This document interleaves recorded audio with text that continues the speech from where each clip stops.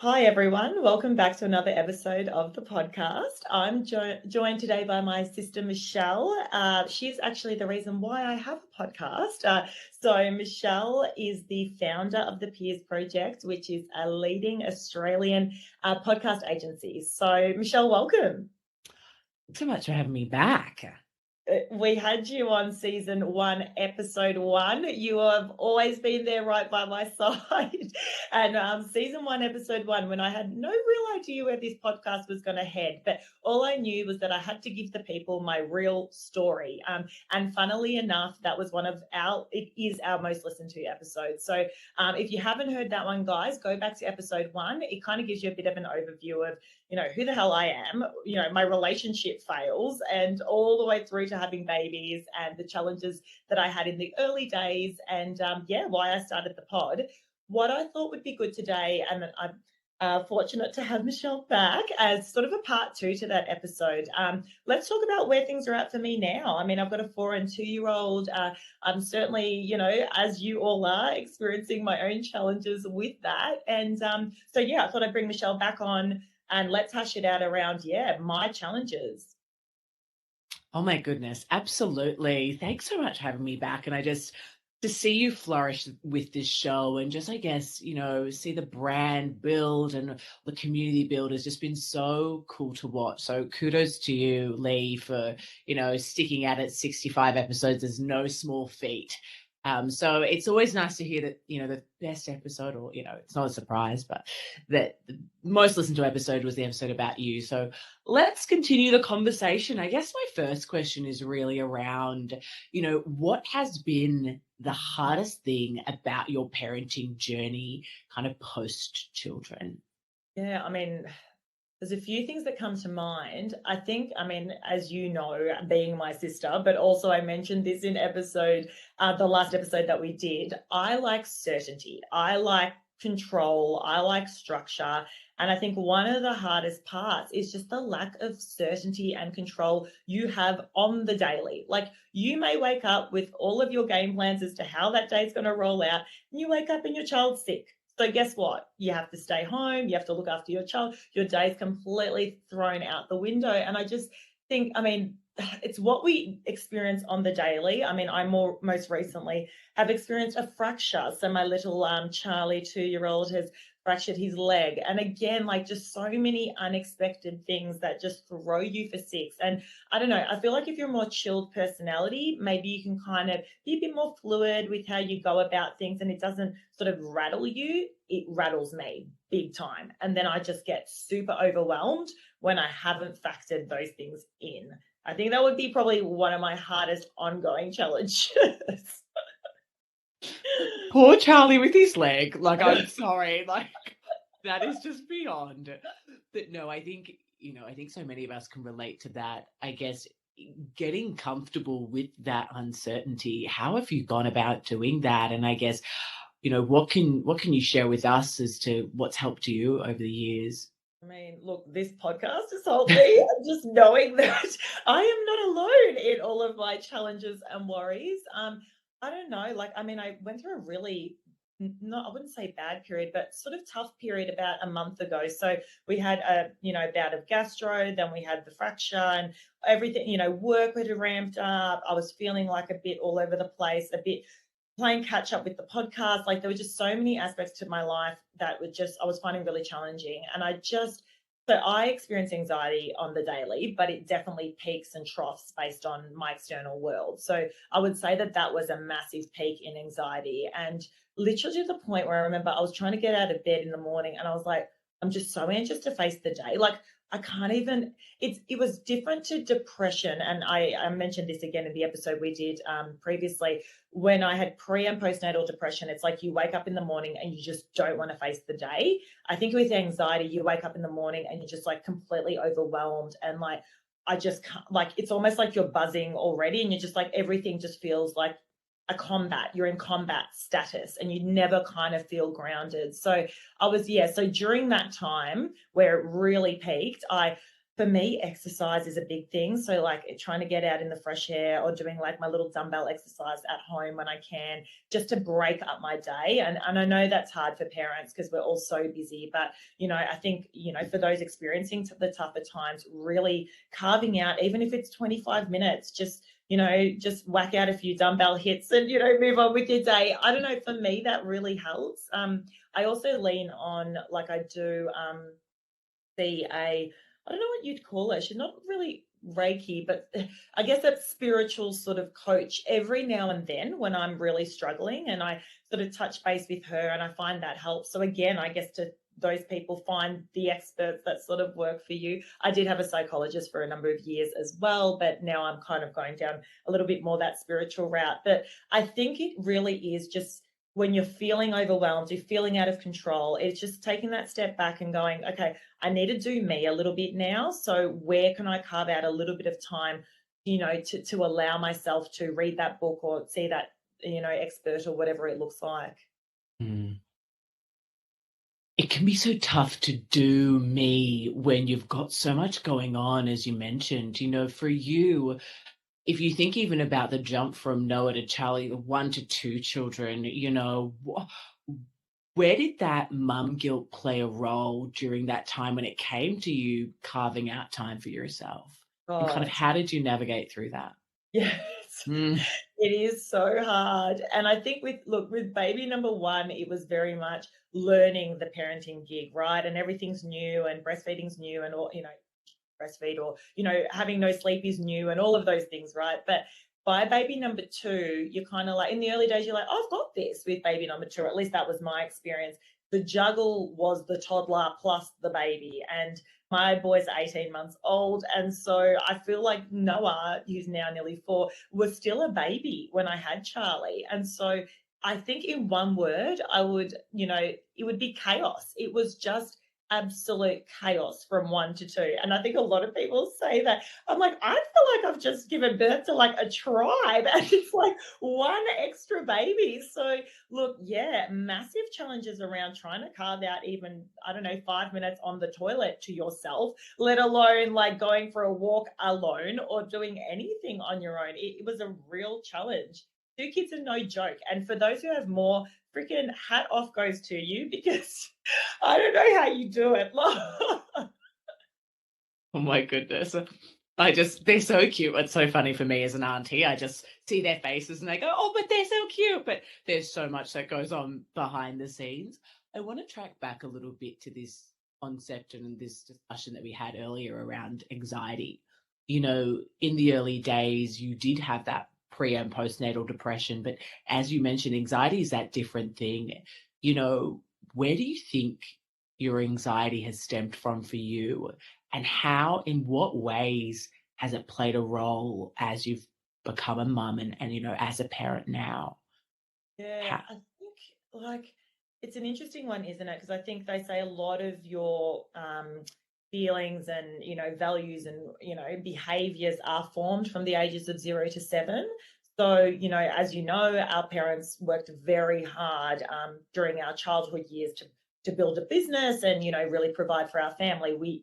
They had nothing to begin with. So I think just naturally living in that environment where there's a fair bit of stress and anxiety being experienced by the adults in the household, as children, you do sort of absorb that. And I'm mindful of that as well because I feel a level of guilt when I am anxious. As much as I try to put on a front with Noah and, Charlie, I think far out, I hope they're not picking this up because I did pick up on, I guess, the environment in which I was brought up in, right? And you pick up on the good things and unfortunately the bad things too. So I think that's where it probably stemmed from my, as a child, wanting to do the very best I could in what I had on my plate to appease my parents who were undergoing a fair bit of stress in trying to build a business and provide for us. So what that meant for me was to try and excel in my career. Sorry, at the time it was at school or, at the sporting,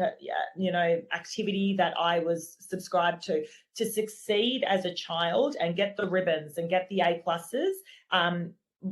I felt that's the best thing I could do, given, our family dynamics. So with that comes stress, but also I think absorbing the stress in your household as well. It potentially that gave me this learned behavior around always feeling a little bit on edge. And I feel like it's been there for a long time. And it's funny, I mentioned that spiritual sort of coach that I've got, and she made mention, I mentioned to her, in my 20s, I partied like it was bloody 1989, right? Like, it was very high highs and then very low lows in feeling stressed and anxious, but then also party, and have like the best time. And she mentioned something which was really interesting. She said, well, did you like, it was obviously an escape for you, Leonie, because if you're drinking, you're out, you're having a good time, all of that stress that's simmering under the surface, it doesn't make a difference to you in that moment. And hell, doesn't that feel good? So you want more of that, right? So, and it's obvious when you said that, but I was like, yeah, that kind of makes sense as to why I used to, be the last girl on the dance floor or whatever it looked like, because I just was obsessed with the feeling of not feeling anxious and not feeling that critical mind was always staring me down and telling me I wasn't good enough. In that moment, nothing mattered but me having a good time. So I think it's interesting, isn't it, the way we sort of do absorb what's in our environment as children, but also we, learn these behaviors that are quite difficult to break as an adult. In what way are you trying to break those behaviors now? And I guess, what's that journey been like, perhaps in the last year, during the COVID period? Who knows? Yeah, it's interesting, isn't it? Because as I said to you previously, I did see a psychologist for a number of years, particularly during when I was pregnant and after the pregnancy, and because of the depression that was mixed in with my anxiety. But so that was a way of me coping, and I think that supported me. But I did get to a point where I was like, I don't think it's helping me anymore. I think we all go through phases, don't we? We're like, oh, I'll do that for a bit, and then I'm going to pull back, and maybe I'll go back to it in a couple of years' time. So I got to a point where I was like, I'm feeling okay, I'm feeling pretty good, but now I'm ready to sort of find the next thing. So to answer your question, how have I tried to manage it? It really has been about sort of listening to my gut and thinking in that moment. Like, I just knew, for example, when it was time to stop therapy, because I was like, I'm talking myself around in circles here. I'm feeling okay. And then when the anxiety peaked again, I just didn't feel like that was where I wanted to be. So, I changed it up with different sort of activities and things like that. I am just realizing that I don't know if I've actually answered your question. So hard. I'm just talking now. That's when we know we've got a good convo on our hands. So maybe we'll circle back. Has there ever been a time for you where naturally you're going through a lot as a parent? You're navigating through just you as a person, how you show up in the world, what the anxieties, the things that you deal with, and you're just trying to navigate through it. I think, has there ever been a time for you where you just felt like, I am doing my bloody best, and yet still I'm waking up ridiculously anxious? Still, my child seems to, just be not behaving still, and I think as a parent also, you take on that responsibility if your kid is not performing, if they're not happy or whatever it is. Has there been a time perhaps recently where you felt that and just thought, I'm done with this parent thing? Okay, so the one moment that comes to mind is literally 2 weeks ago. Okay, so get this. So yeah, Charlie fractures his leg. I'm already like, okay, I'm a bit on edge now. We've just come off a week of gastro, so my whole week had been thrown out, and now I've got this leg thing, and I'm hoping it's not going to be a long-term issue, and all the stresses that come along with that. He's distressed, he wants to move, he can't move because of his leg. So there was a lot of, and can't have crutches because, obviously too young. So I'm literally carrying him everywhere. So there's a fair bit of stress involved with that. But I just remember the day so I went to the hospital with Charlie, emergency ward. I'm there for hours. Thankfully, I was prepared. I brought the iPad. I brought like toys. I brought a whole, like literally a kilo of snacks because I was like, who knows how long we're going to be in a hospital emergency ward for. So thankfully, because he went through the full kilo of snacks by the time we'd left. But long story short, I managed to get out of the hospital with a cast on his leg in time to make Noah's swimming lesson. So I go off to the swimming lesson now, talking about how your child's behavior can impact you. Noah had, he's better now, but had been going through a bit of a phase where he didn't listen. So during the swimming lesson, I thought this only happened at home, but apparently it was happening everywhere. So during the swimming lesson, when the teachers are like, okay, over here, please, everyone stand in a line, wait your turn, one by one, you're going to do this activity. Rather than wait in the line, he would just walk away, splash really hard, and be like yelling out and just loving it, just loving being in the water. But all the other kids are in a line. And I remember like the swimming lesson before, I was watching him and I was like, oh my gosh, Noah, get back in line, and I'm trying to kind of encourage him to behave. Anyway, then we'd come out of the hospital, we made it to the swimming lesson. I was like, Noah, you need to listen to the teacher today. And he was like, yeah. Charlie's like upset because he's had way too much Panadol. He's got this cast on his leg. It's 70 degrees inside the swimming pool. It's the last place he wants to be, the last place I want to be. I'm barely hanging on by a thread. And then the swimming lesson kicks off. And then within 30 seconds, Noah's trying to sprint to the other end of the pool, splash, splash, splash. And I kept being like, Noah, quietly like pointing to the bed, go back to the class, please. And he's just like splash, splash, splash. Anyway, eventually, and then they'd pull him back to the class, then he'd run off and splash, splash, splash again. Then I see this particular teacher comes up to me. So she's walking along in a huff, right? And she comes up to me. She's like, excuse me, are you? She goes, are you Jack's mum? And I was like, no, I'm not Jack's mum. And she's like, oh, apparently they've been calling him Jack the whole time. They didn't know his name. So they've been screaming, Jack, and Noah's not listening. So he just keeps splashing. But anyway, she must have realized. And she's like, no, the kid over there that keeps splashing. And I'm like, Noah? She's like, yeah, oh, Jack, Noah. Okay, yeah, Noah. Oh, sorry, I thought it was Jack. Okay, well. And then she goes in a massive huff in front of all of the other parents. She's like, excuse me, I just want to let you know, okay, in a way that was like, we're trying to, cure world peace here and, it's not happening. Excuse me, I want to let you know that his behavior is completely unacceptable. And if he continues to behave that way, we will ask him to leave the pool. Okay, so look, one more chance. It's complete. And look, if you need to speak to him, you do what you need to do, but it's completely unacceptable. Okay? And she just storms off. And I'm just like, oh my God. And all the other parents, thank God, they're legend. And they were like, geez, that was a bit much. And I was like, don't cry. Because I was like, I've got this kid. I've been in the emergency ward. My other kid's not listening. It's hot in here. I'm over it. Charlie's crying. And so I stand up and I'm the peacemaker. So I stand up, okay, no worries. And I kick myself now when I'm looking at that because I should have just said to her, okay, firstly, hun, just calm down. This is a 3-year-old swimming lesson. Like, we're not trying to cure world peace. And, and so anyway, and I went to calm him down and I've kind of, tried to guide him as much as possible. And since then, we've been talking a lot at home about following rules and listening to instructions, and he's getting better. But to your point, I remember that afternoon I got home and I was just like, I'm a terrible parent. My son's, fractured his leg. The other one's not listening to anyone. So it is amazing how, what is going on with your children impacts you greatly as a parent. How can we navigate? Firstly, anyway, side note on that, my heart breaks. But how do we navigate those times as a parent where we feel like we're not good enough? I mean, red wine helps momentarily.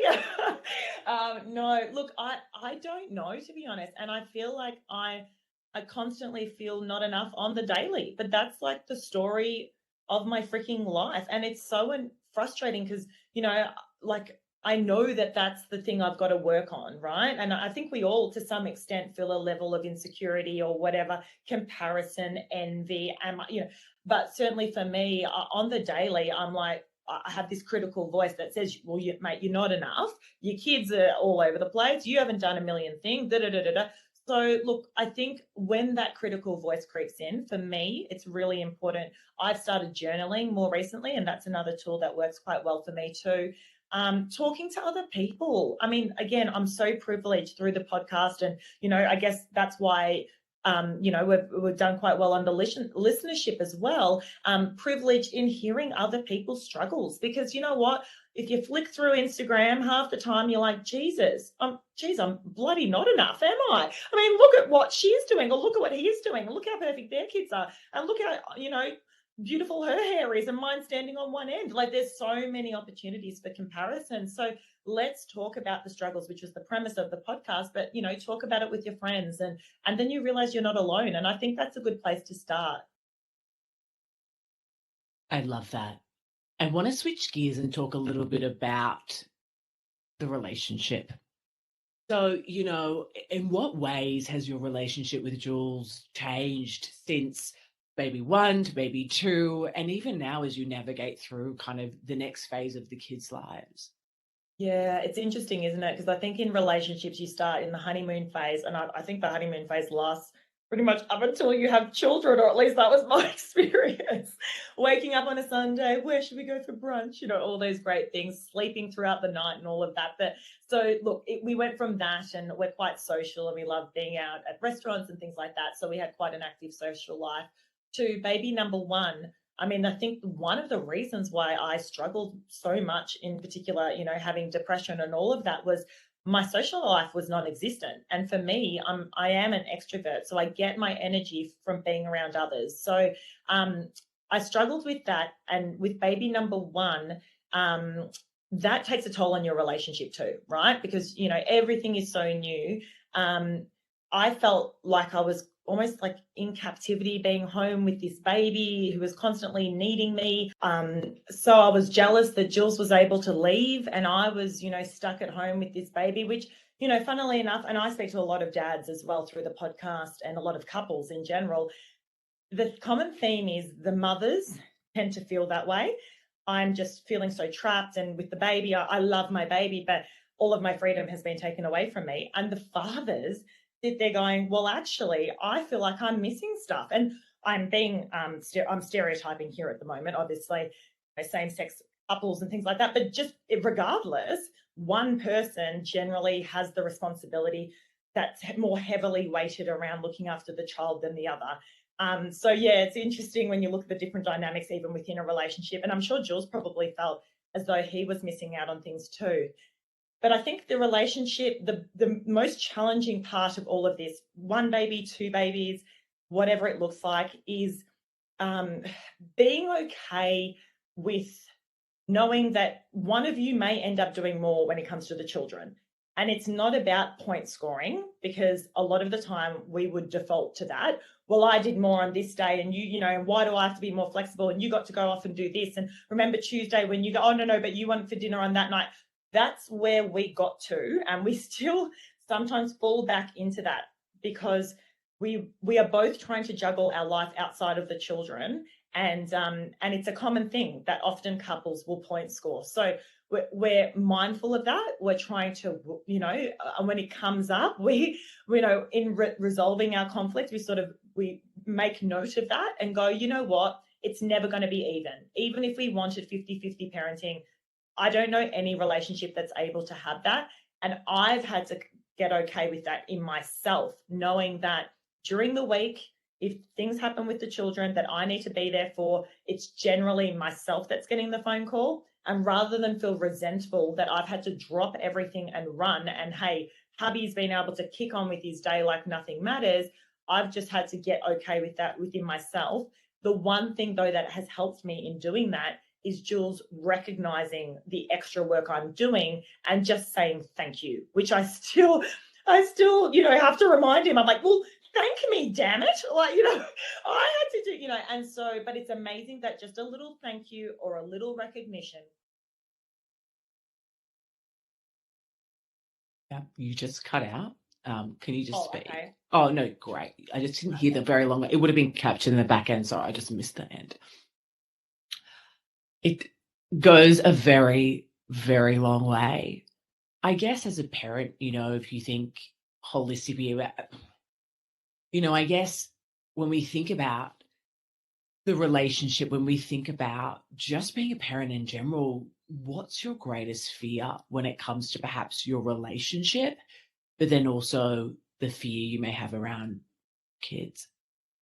I think one fear is just making sure we don't lose ourselves, we don't lose us within the chaos that is life with children. Don't get me wrong, I'm saying chaos a lot. It is beautiful and there are so many beautiful moments and I'm so grateful. However, it is quite a chaotic existence, at least in my experience. I like things structured, it's not structured, right? And so in order to kind of combat that fear, we do try to put time in the diary in which it's just for us. So we might have a night away or a dinner, or, because we like going to restaurants. For other couples, it might be doing a sporting activity together, going for a massage. But, carving out that time, because trust me, I mean, I see how couples, I get how the divorce rate's 50+% in Australia, 100%.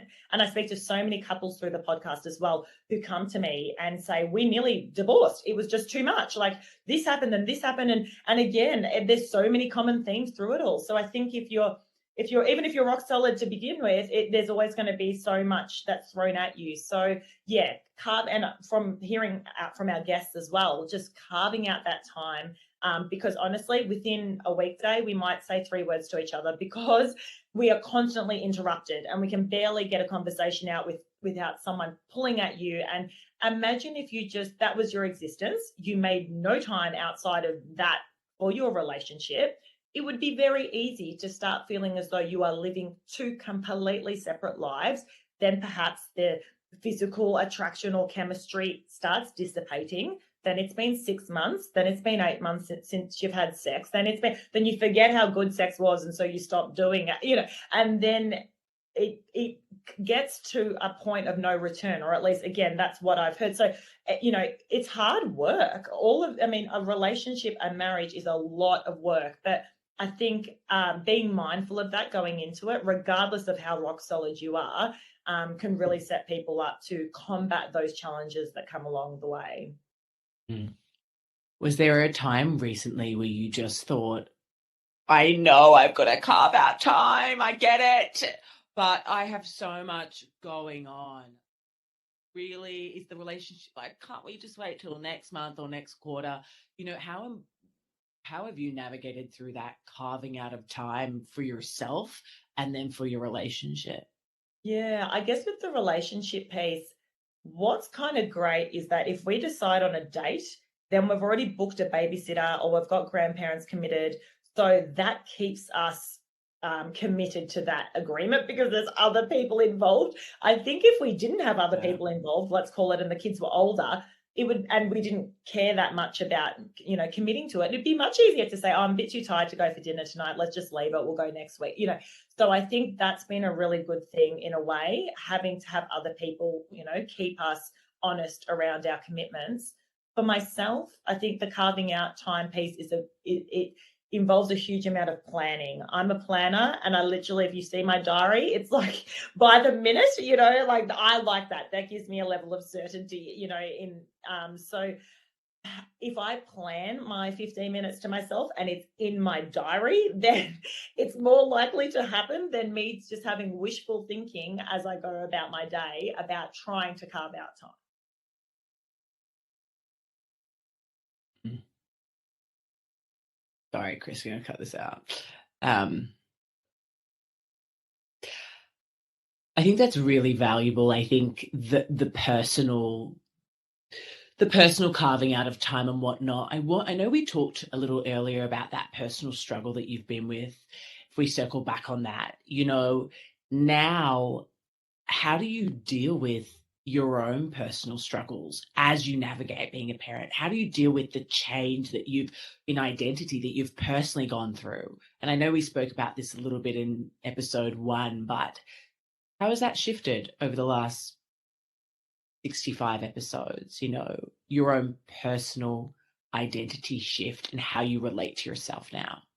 Yeah. So for those who haven't listened to the last episode, episode that we did, I spoke about the fact that pre-children, I was very much like that work hard, play hard mentality, and that's what it was all about. I did everything 130%, and I was very committed to all of the different things that I had going on in my life, from social life to work. Now, now I feel like I'm still navigating all of this, to be honest. I mean, my oldest is 4, and I guess, you miss your old life, and you miss aspects of, the freedom and the social life and things. Obviously that has, social life has decreased massively, but I do think I'm still this is a really hard question. What is my identity now? I think the fact that I can't even really answer that yet. I mean, maybe we should, speak to me when we do this again, Mish, in like 6 months, and I have a better answer. I don't know. And I think that also comes into play with my anxiety, because I feel like I'm surviving and trying to do the best I can on the daily. And I haven't really even thought about who I am now. I mean, who am I? I'm a property developer by day, podcaster by night, mum of 2, trying to have a bit of a social life when I can, and trying to, have that, the high energy pre-baby self come back when I can. But half the time I'm bloody exhausted. So I don't know what my identity is right now outside of those things. So fair enough. I think that leads to a really beautiful end note. For the parents to be out there, for the current parents, what advice would you have to them around becoming okay with the journey that is parenthood? So Liv, my Real Talk co-host, always says, we're doing the best we can. And I think that she's like, I need that tattooed somewhere, because I need to remind myself on the daily, we're doing the bloody best we can. So look, I mean, that sums it up. I mean, I guess it's a reminder, and it's good for me to say this now, that, to remind myself that you are enough, we are enough. If you don't finish all the things, if your kid has extra screen time that day, if you're feeling all over the place because you've spent a whole week at home with your child and they're sick and you haven't been to work and you've got so many competing priorities, and your head's about to explode, and you see so and so on social media and they seem like their life is perfect and all of the things, like, that is just the dynamic that I think that we live in. And it is really kind of sitting there going, are my kids healthy? Am I healthy and well? And let's get back down to basics and remember that all the extra stuff probably doesn't matter as much as just trying to be present in the moment, and and not putting too much pressure on ourselves. And it's so ironic I say that, because I put so much pressure on myself, that, really just remembering that we're doing the best we can, and whatever we've completed that day and however we've gone about that day is enough, and that we are enough. And I hope that through the podcast as well, people are realizing that and this is why I built this resource, right? So it was to help me, and it really has been a way of healing me and reminding me, and having these conversations all the time with people make me feel really uplifted, because I know I'm not alone. So, for those feeling a little bit alone in their struggles, you've got 65 episodes of content to listen to around other people who are also feeling that way too. Beautifully said. Thanks for having me. And I just have to say, on a side note, your kiddos are literally the cutest things in the world, but also you are doing a bloody great job. Oh, thank you, Michelle. Thanks for being part of the episode.